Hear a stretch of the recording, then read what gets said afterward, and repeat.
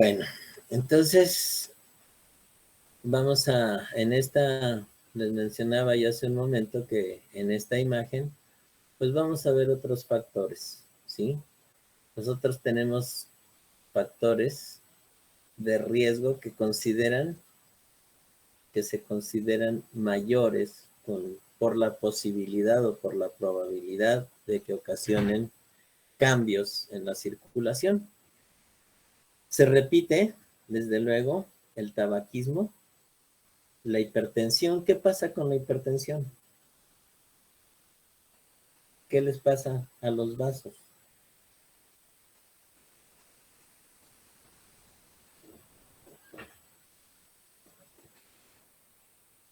¿Qué les pasa?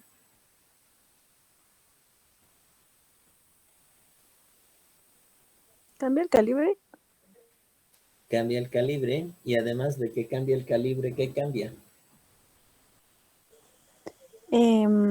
Como el movimiento, más bien, sí, ¿no? Como el movimiento, no. ¿Cómo? A ver, piénsalo bien. Yo sé que tienes la idea, pero no sabes cómo expresarla. Piénsala bien.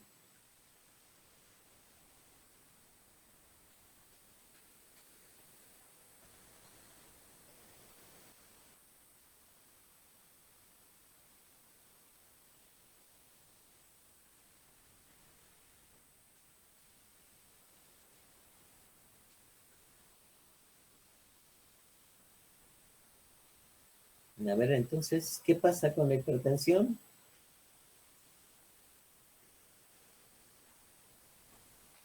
¿Alguien le ha tomado el pulso a su abuelito? ¿A su abuelita? Más a su abuelito, ¿no? Y hagan algo. Se hacen las paredes más rígidas, ¿por qué? Entonces, en ese cambio en la elasticidad de las arterias, va a estar la disminución del calibre y por lo tanto, la necesidad del corazón de hacer mayor esfuerzo y por lo tanto, sube la presión. ¿Sí o no? Sí, podría decir que eso es como un mecanismo de compensación. De descompensación. ¿Sí? Entonces, al ocurrir esto, ¿sí? ¿Qué pasa si ustedes están tomando con un popote? Le están tomando a su refresco con un popote, pero si lo cambian, yo creo que la mayoría de ustedes todavía se comió de esos dulces que venían en uno como popote, que eran chochitos y no sé qué cosas, ¿sí? ¿Las picositas? Ajá. Si ustedes le toman con el popotito con el que le toman al café, tienen que hacer la misma fuerza que con el que le toman al refresco.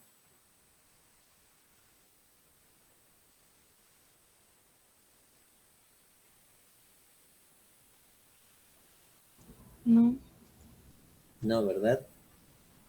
Claro que tienen un cambio. El popote del café es mucho más corto que el del refresco. Y eso también influye. Pero el esfuerzo, la succión que ustedes tienen que hacer, tiene que ser con mayor fuerza, ¿sí? Entonces eso pasa en la hipertensión. Los vasos se van haciendo más rígidos, interactúan el tabaquismo, la hipercolesterolemia, ¿sí? Puede afectar, desde luego, la diabetes mellitus, en donde también existen o pueden coexistir alteraciones en la presión y alteraciones en el metabolismo de los lípidos. La obesidad, que también se asocia con frecuencia a todas las anteriores. El sedentarismo, ¿sí? Ese hábito que tenemos de no realizar ejercicio, de movernos lo menos que sea posible. Y hasta para ir a las tortillas a la esquina, nos vamos en coche, ¿sí? Todo eso contribuye,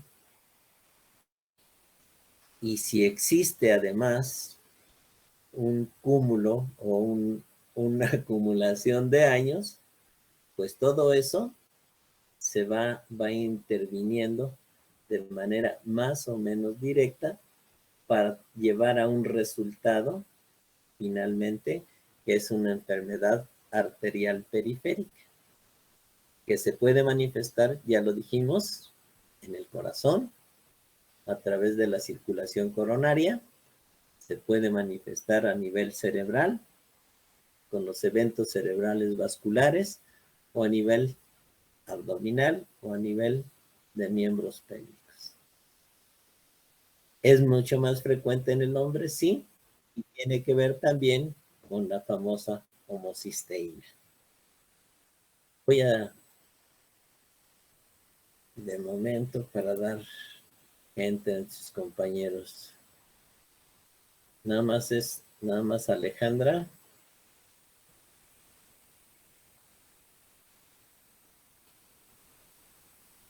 Creo que nada más ella era.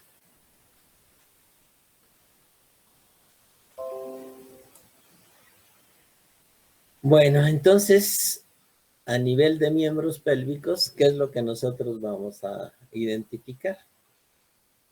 Lo primero es que el paciente se va a quejar. Esto de asintomático, ya lo hemos comentado en diferentes presentaciones. Es lo mismo que un paciente sea asintomático a que sea omiso. ¿Es lo mismo?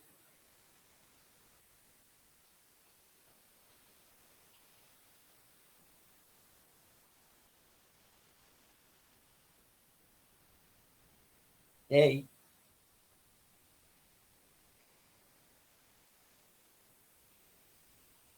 ¿Es la misma situación?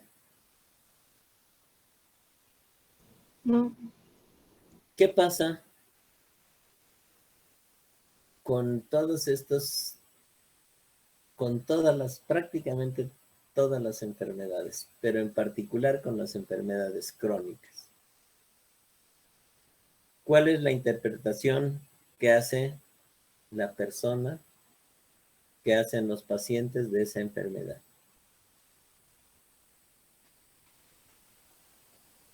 Si alguien está enfermo de la vesícula y se autodiagnostica, ¿qué dice? Me dolió el estómago, vomité. ¿Qué es? Es que tengo gastritis, ¿sí? Ay, me dio un pequeño dolor, pero pues no, se me pasó. Que se minimizan los síntomas y entonces se omite manifestarlos, desde luego, aceptarlos primero y después manifestarlo con quien más confianza le tenga. Con algún familiar, con algún amigo, o lo mejor sería que lo manifestaran con el médico. ¿Están de acuerdo? Sí. Hey, ¿ya no me escuchan? Sí. Sí, se escucha. Entonces, ¿por qué ya no contestan?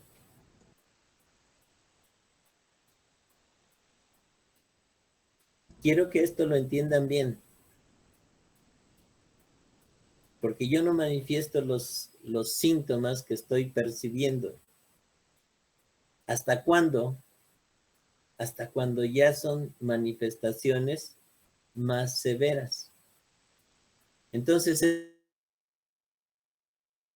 asintomáticos, para mí, tienen mucho más que ver con esa omisión en la aceptación de que algo está pasando, que algún cambio se está llevando a cabo en el organismo y que nos resistimos a creerlo, a aceptarlo, ¿sí? ¿Cuándo va a manifestarse? En la mayoría de los casos ya cuando existe un dolor, ¿verdad? Ahora ya no solamente siento frías las piernas, ahora ya también me duelen. Y el dolor es un síntoma que muy poca gente tolera, ¿sí? ¿Qué va a pasar? Pues después vamos a encontrar que ya por lo menos un tercio de los pacientes que tienen enfermedad arterial periférica va a manifestar lo que es la claudicación intermitente. ¿Qué es para ustedes la claudicación intermitente?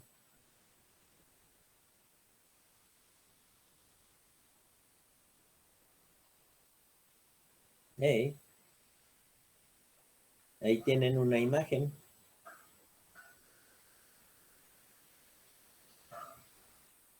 ¿Es dolor después de caminar? El dolor que se presenta durante el ejercicio, en este caso concreto, al caminar, ¿sí? ¿Y por qué se le llama intermitente? Porque no es constante. Porque no es constante, ¿está bien? Entonces, ¿qué pasa? Ya estructura todo el concepto, ¿qué pasa? Que omite el síntoma hasta que ya tenga alguna enfermedad crónica y sea más evidente el síntoma.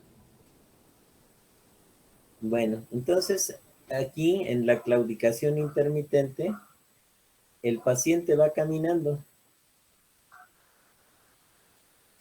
y de repente empieza a sentir dolor en la pierna. Se detiene, así como ven esa imagen.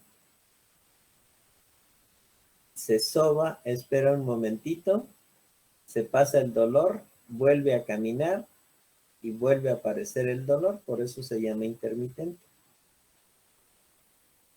Llega a mayor exigencia de oxígeno y de nutrientes a los tejidos, la claudicación intermitente se va haciendo más intensa, ¿sí? Y hago una analogía con la disnea. ¿Qué pasa con la evolución de la disnea habitualmente? ¿Cómo empieza la disnea?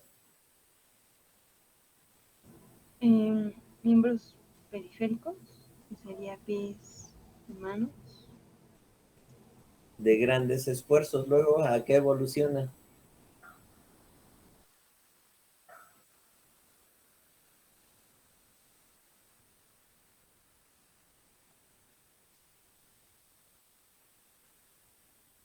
¿A qué evoluciona la disnea? La isquemia. A medianos y a pequeños, ¿sí? Lo mismo ocurre aquí.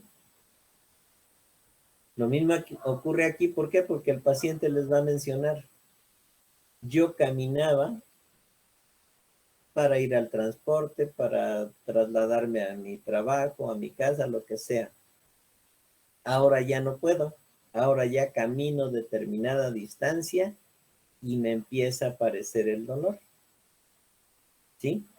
Y cada una de esas etapas que el paciente va presentando va disminuyendo su capacidad física y lo que recorría sin ninguna molestia, ahora ya tiene primero una interrupción, después 2, después 3 y después 4, y entonces el paciente ya está discapacitado para realizar actividad física, ¿sí? Ahorita vamos a ver, para ello existen varias clasificaciones. Yo les voy a mostrar una que es importante que ustedes recuerden, que ilustra y de la cual se deriva esto que les acabo de mencionar, ¿sí?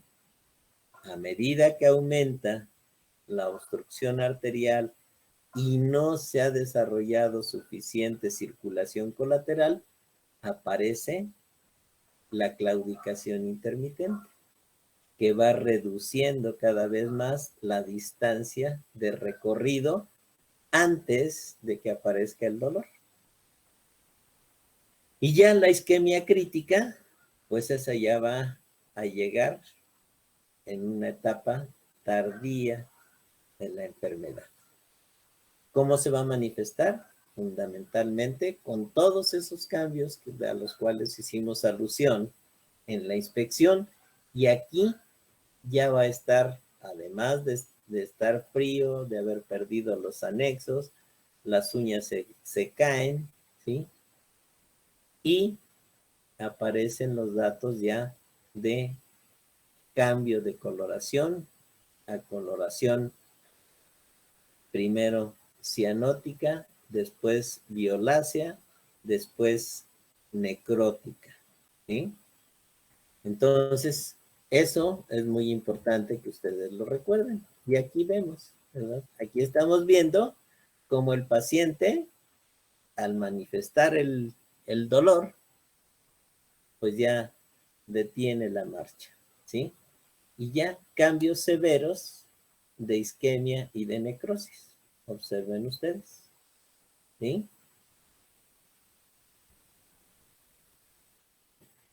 Después de la claudicación intermitente y antes de que aparezca la necrosis, nosotros vamos a tener el dolor de reposo,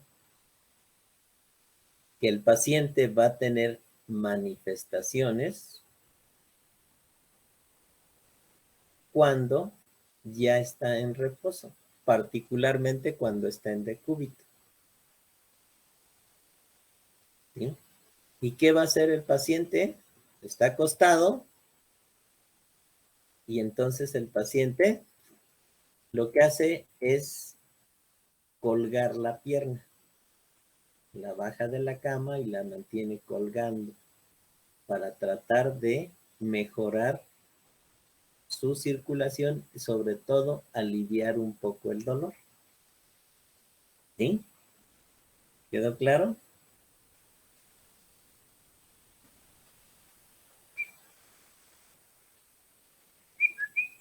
Sí, profe. Ah, bueno. Entonces aquí tenemos ya enlistados los principales síntomas y signos que nos da la enfermedad arterial periférica en su fase crónica. Entonces, recuerden que el paciente muchas veces no manifiesta hasta que ustedes en forma intencionada le piden que les explique desde cuándo usted sintió que sus piernas o su pie o su pierna estaba más fría que la otra. ¿A partir de cuándo usted notó que sus uñas estaban más quebradizas, que se iban haciendo más pequeñas? ¿Sí? ¿Cuándo notó usted que perdió el vello de sus piernas? ¿Cuándo la notó su piel más delicada, más delgadita, que con cualquier rasguño se lastimaba? ¿Sí? Todo eso, en esa forma que ustedes tengan de investigación, pues seguramente van a encontrar realmente que ese paciente hace mucho que presentaba signos o síntomas de la enfermedad. ¿Sí? Bueno, entonces ya aparece la claudicación, ya aparece la eritrocianosis, eso que ya vimos, la evolución de a partir de la cianosis, evolución a color violáceo, a color morado y a color necrótico. Generalmente antes de eso aparece el dolor de reposo, en el que el paciente tiene que bajar la pierna de la cama donde esté descansando. Obvio, si hay falta de circulación, también cualquier rasguñito pues le va a tardar mucho en cicatrizar, ¿sí? Y a veces esos pequeños rasguñitos pues cicatrizan por segunda intención. Tarda mucho y viene de la parte más profunda a la parte más superficial, ¿sí? Entonces, todo eso, aquí en estas imágenes nosotros podemos ver, ¿verdad? Cómo existen cambios. Acá observamos palidez, pero aquí ya la isquemia en la parte más distal, vemos cómo existe el cambio de coloración y vemos cómo se manifiesta también ya en las características de las uñas. Recuerden que en los fenómenos isquémicos, pues el organismo es sabio y dice, bueno, no es lo mismo que se quede sin vello, que se quede sin la tersura de su piel, a que se quede sin piel. Pues mejor que se caiga el vello y mejor que se caigan las uñas, pero que no se caiga el dedo. Entonces, esa forma de mantener la homeostasis, de mantener el equilibrio del organismo, pues es lo que permite que en esos casos, pues todavía exista posibilidad de mejorar en algún grado la calidad de vida de ese paciente. Entonces, las cosas cambian, ya lo he mencionado, cuando se trata de un problema isquémico agudo, ¿verdad? Y ahí, en este caso, es mucho más significativo el diagnóstico oportuno y, sobre todo, son diagnósticos que se hacen clínicamente con una precisión impresionante, ¿sí? De ahí la necesidad de que ustedes recuerden la circulación, cómo está integrada. Si ustedes también recuerdan que el trombo, que el coágulo, incluso las placas de ateroma se van a formar en los sitios en donde cambia la circulación y donde el vaso se hace más estrecho, pues entonces ahí ustedes de manera intencional van a ir a buscar la alteración, ¿sí? ¿Qué pasa entonces en el síndrome arterial agudo? Pues vamos a ver que el dolor es de tipo de presentación súbita, brusca, que va a ser intenso, que va a afectar todo el espacio en donde esté presente la isquemia, ¿sí? Es decir, si el paciente tiene la oclusión a nivel de la femoral superficial, a nivel inguinal, pues entonces el dolor va a estar extendido a todo el miembro pélvico. Si al contrario está localizado a nivel del tronco tibio peroneo, pues entonces va a estar localizado del tercio superior de la pierna hasta el pie, ¿sí?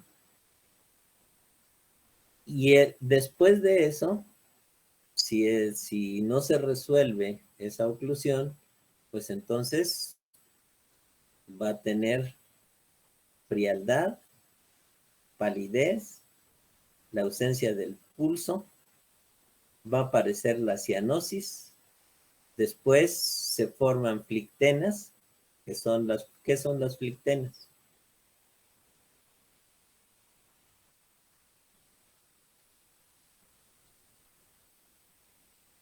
¿Qué son las flictenas?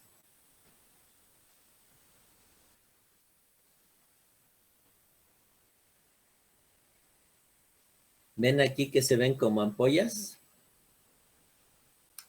Aquí con tantita mala intención se ve como si aquí hubiera una ampolla. aquí en este pliegue, ¿sí? Sí, profe, sí se ve. Entonces, esas flictenas y finalmente va a llegar esta etapa en donde ya existe una necrosis, ¿sí? Esta imagen no corresponde. Esta imagen es de un problema crónico en donde vamos encontrando esto que también lo conocen como gangrena seca, ¿sí? Aquí ya el tejido está necrotizado, ¿sí? No se ha caído,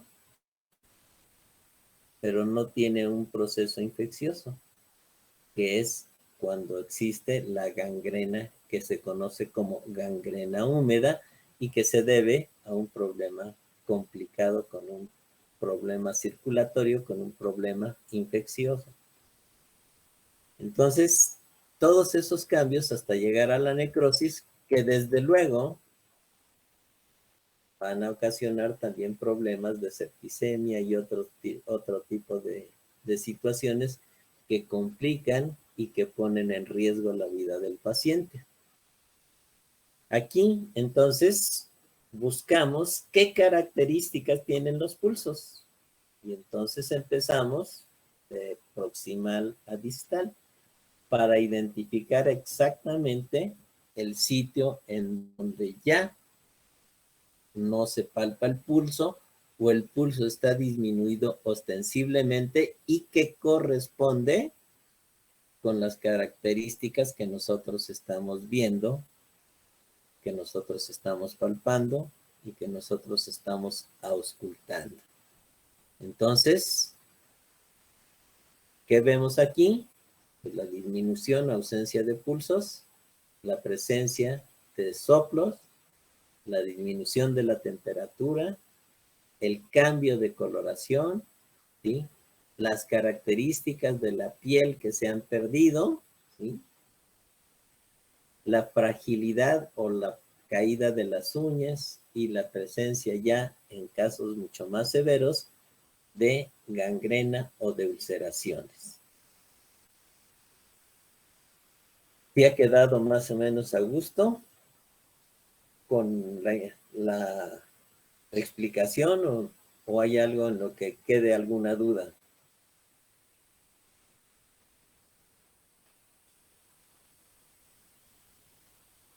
Vamos bien, profe.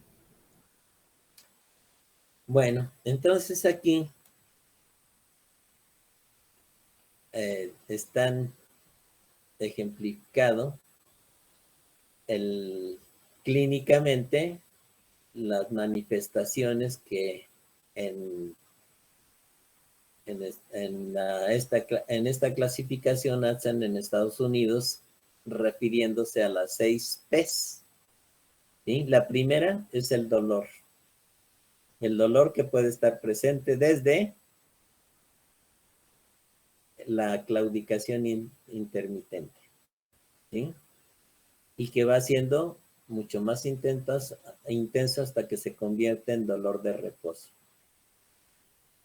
La segunda P sería la palidez, ¿sí?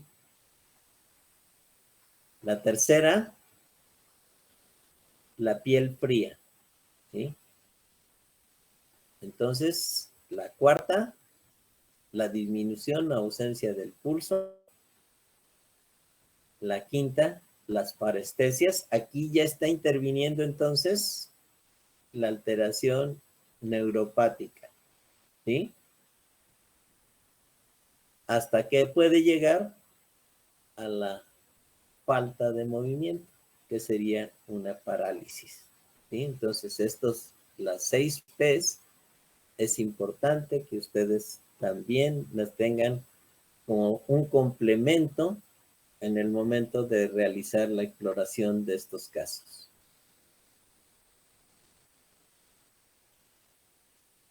Volvemos a la revisión de los pulsos.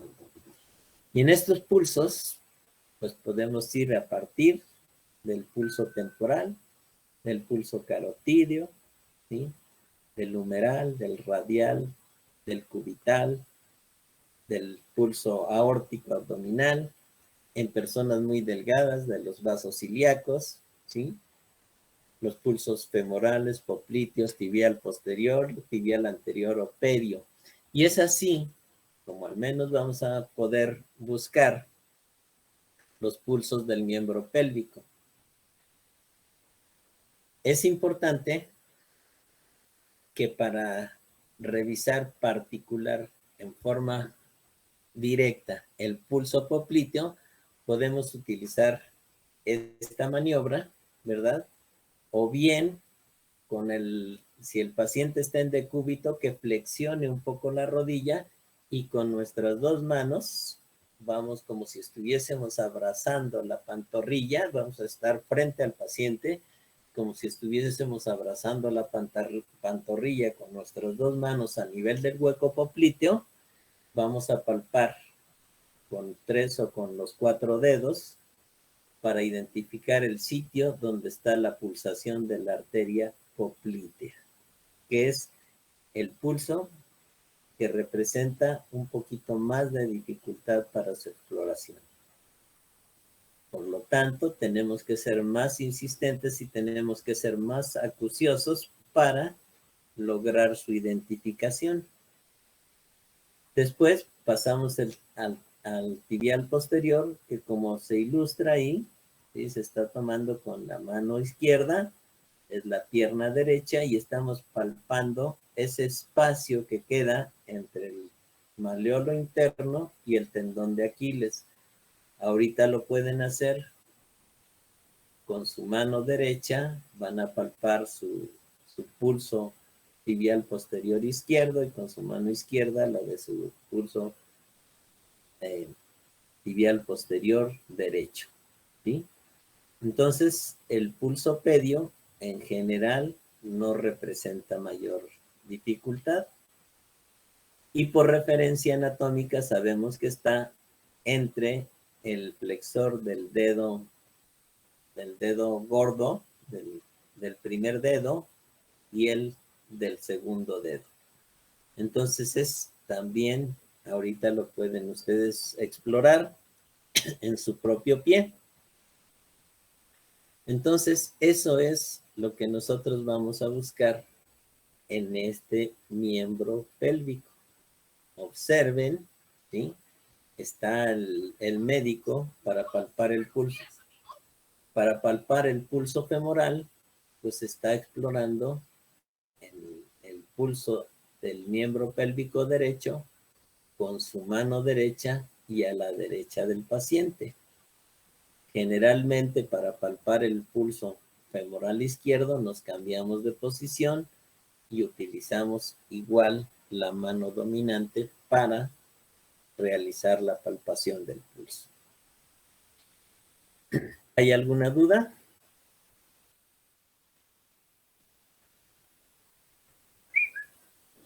No, profe. Bueno, entonces aquí vamos a realizar la auscultación, ¿sí? Ya nosotros tenemos perfectamente la referencia anatómica, dónde está el pulso carotídeo, dónde está el pulso temporal, ¿sí? Entonces ya vamos y directamente palpamos o directamente auscultamos, ¿sí? Como ustedes están viendo, en la imagen superior se está auscultando. El estetoscopio lo tenemos que poner en el borde que corresponde al esternocleidomastoideo. Sabemos que ahí va el paquete neurovascular del cuello. Y lo mismo, si nosotros palpamos ese espacio que queda entre la laringe o entre la tráquea y el esternocleidomastoideo, y sabemos que ahí vamos a identificar el pulso carotídeo. ¿Sí? Cuando nosotros palpamos la aorta abdominal, tenemos que hacer presión ¿Y dónde les dije que vamos a ir a buscar el pulso aórtico en el abdomen?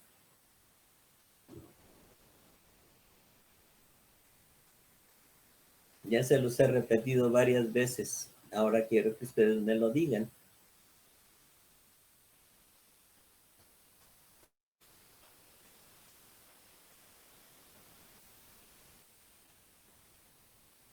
Hey.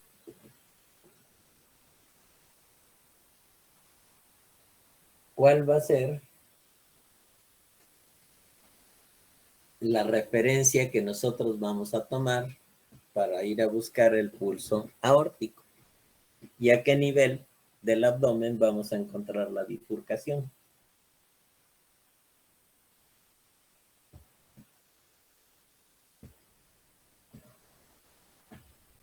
Hey, ¿o ya no están? Sí. Está muy sencilla.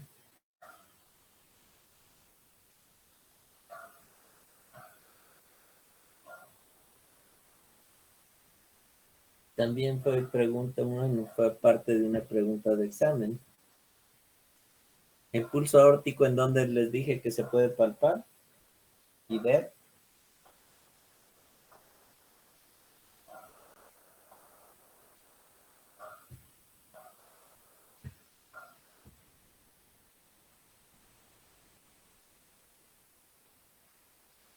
Hey,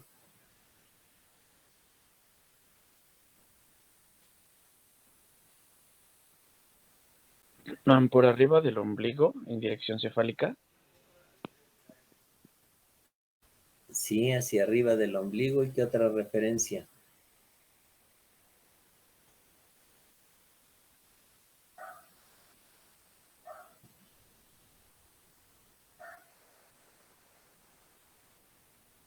Con respecto a la línea media, ¿hacia dónde la vamos a ir a buscar? Sería hacia apéndice gifoides. Pero ¿hacia qué lado de la línea media?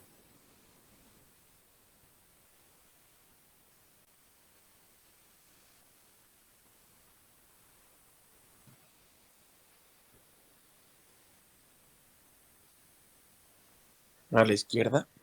A la izquierda de la línea media. Entonces es muy importante que ustedes recuerden que hacia la izquierda está la aorta y a la derecha, ¿quién está? Esófago. ¿Mm? En el Esófago. abdomen.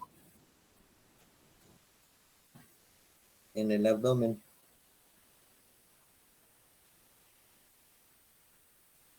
¿Quién está a la derecha?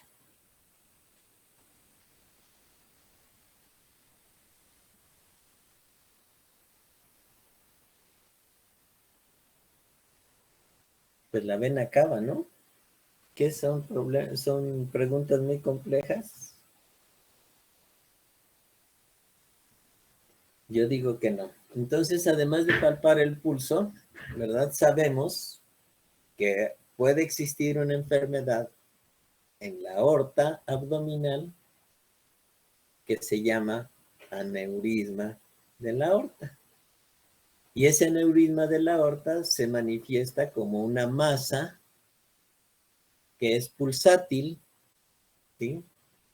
Y que va creciendo en forma más o menos paulatina.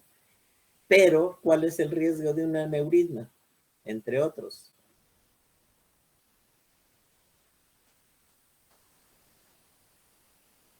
¿Cuál es el riesgo más grave de un aneurisma?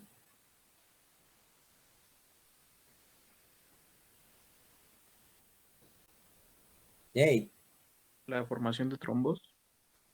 no, no es la más grave. Que se rompa. Que se rompa, ¿sí? Entonces, la ruptura de un aneurisma, pues es un evento muy grave y que muy pocos pacientes han sobrevivido, ¿sí? Entonces, la ruptura de un aneurisma aórtico es una complicación casi mortal. Por lo tanto, pues se tiene que buscar hacer el diagnóstico antes de que eso suceda y hacer el tratamiento cuando sea posible, ¿sí? Entonces, aquí tenemos la palpación del pulso braquial, del pulso radial, ¿sí? El pulso femoral, del pulso popliteo, las dos maniobras que les expliqué, ¿sí? El pulso pedio, observen, están entre el tendón del primero y el segundo dedos, ¿sí? ¿Se lo palparon ustedes? No, ¿verdad? Pulso Sí. tibial posterior, ¿sí?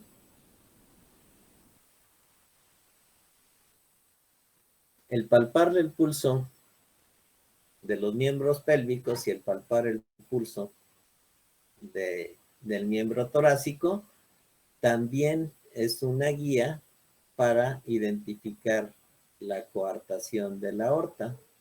¿Qué significa coartación aórtica?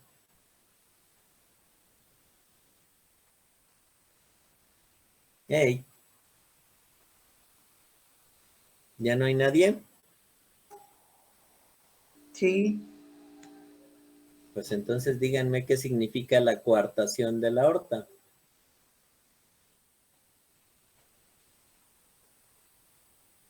El que se estrechamiento. hace como,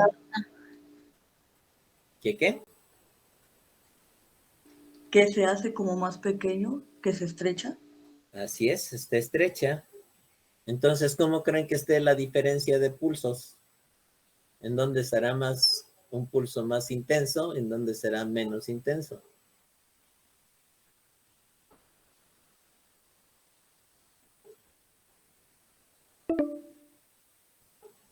Sería más intenso cuando el vaso está de menor calibre.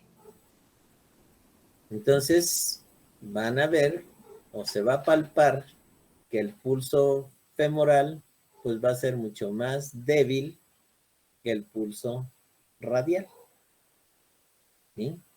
Entonces, eso nos da una idea de la coartación aórtica. Desde luego, aquí es un paciente adulto en donde solamente se está ejemplificando, pero esa alteración la tenemos que detectar durante la infancia.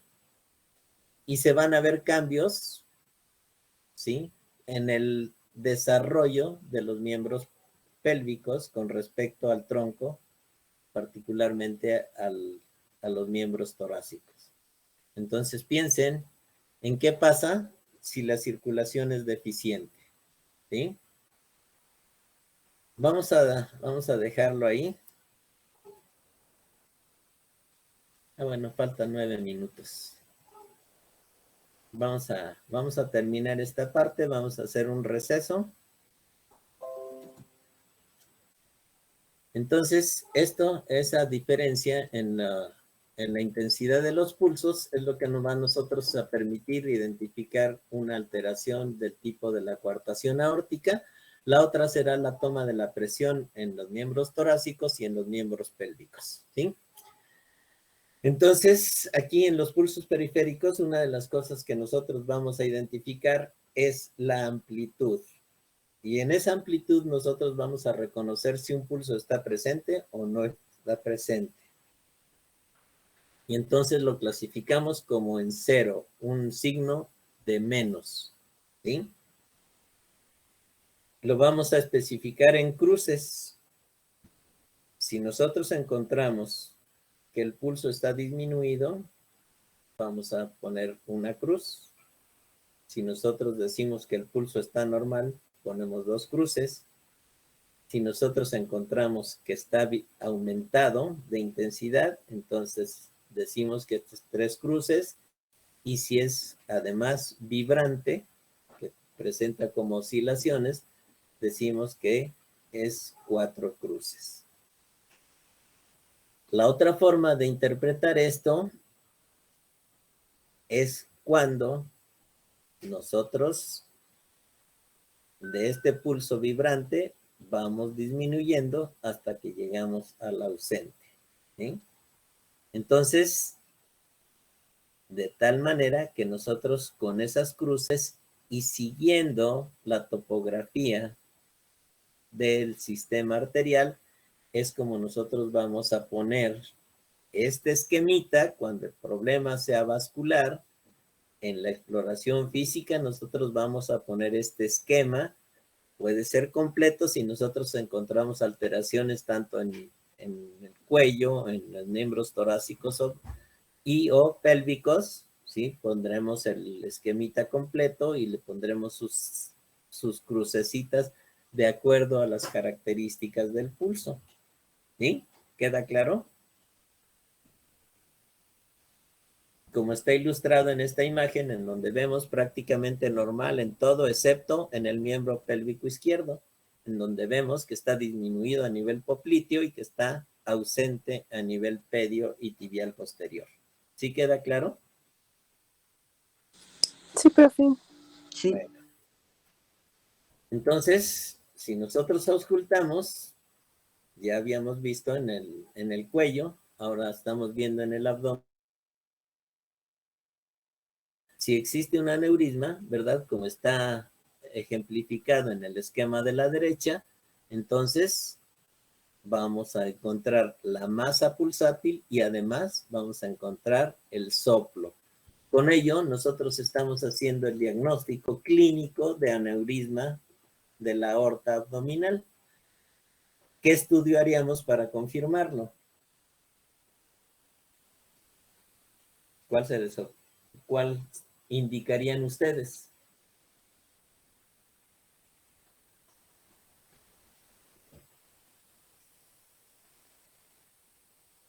Hey,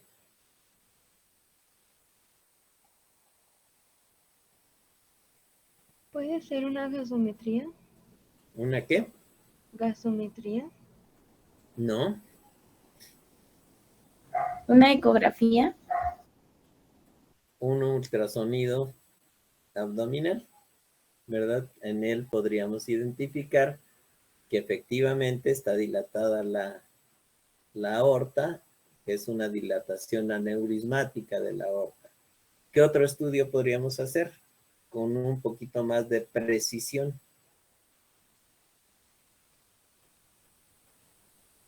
Una angiografía. Una angiografía. ¿Qué otro? Un Doppler. Ultrasonido Doppler. ¿Qué otra?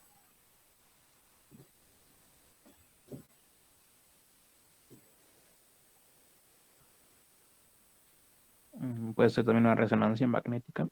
No. Antes de la resonancia, ¿qué otro estudio? La tomografía. Una tomografía o una angiotomografía.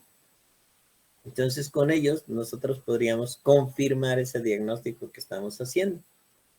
Y aquí tenemos esta imagen en donde vemos a la prueba de Allen, ¿sí? Esa prueba de Allen consiste o la utilizamos para valorar la circulación de la mano. ¿Y en qué casos la vamos a emplear? Denme un Antes de ejemplo. realizar una gasometría. Cuando se va a tomar una gasometría, ¿sí? Entonces, hacemos la presión tanto en la arteria cubital como en la arteria radial y le pedimos al paciente que mueva, abra y cierra la mano.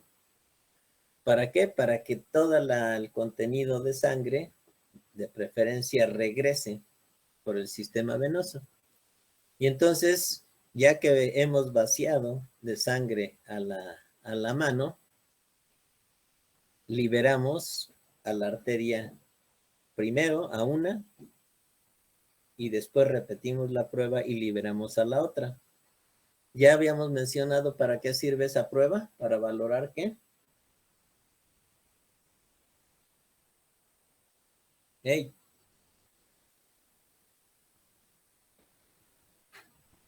¿El reflejo cubital y radial? no.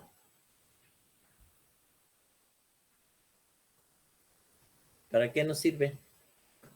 Para valorar la circulación de la mano. Para valorar la circulación Periférica. no. Tenemos que valorar la permeabilidad de los arcos palmares. Arco palmar anterior y posterior. O palmar y o dorsal. ¿Sí? Si no encontramos permeabilidad en eso, entonces el hacer una toma de muestra para gasometría de una arteria radial que no está comunicada con la arteria cubital y se llega a ocluir esa arteria, entonces la mano va a tener isquemia y el riesgo de perder la mano es muy alto. ¿Sí? Entonces tenemos que verificar que está permeable, que existe ese arco palmar y que está permeable y permite la revascularización de la mano. ¿Sí? Es decir, que se comunica la arteria cubital con la arteria radial para dar la circulación completa a la mano. ¿Queda claro? Entonces, cuando nosotros presionamos las dos arterias, estamos quitando la circulación arterial de la mano. Cuando la mano se pone pálida, soltamos primero una arteria para probar si esa arteria se comunica y casi siempre lo hacemos primero la cubital y vemos cuánto tiempo debe tardar menos de 15 segundos en restablecer completamente su circulación. Bueno, entonces ahorita tomen 20 minutos, son las 9:11, a las 9:31 nos conectamos nuevamente, les mando enseguida la